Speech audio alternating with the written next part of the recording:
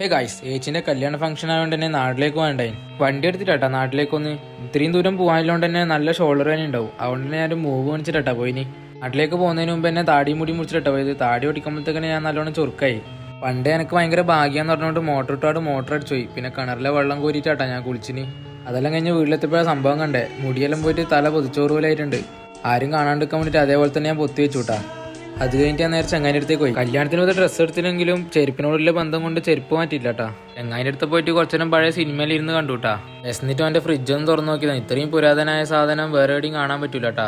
സത്യം പറഞ്ഞ് ഇവന്റെ ഇന്ന് ഷൂ മേടിക്കാൻ ഇങ്ങോട്ടേക്ക് വന്നത്.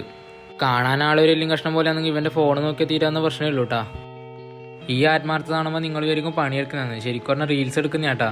പണിയെടുക്കുമ്പോൾ ഇത്രയും വൃത്തിക്ക് പണിയെടുക്കൂല. കല്യാണം നടന്നിട്ടില്ലെങ്കിൽ കുഴപ്പമില്ല, വീട് എടുക്കുന്നത് കറക്റ്റായിട്ട് നടക്കണം കേട്ടാ.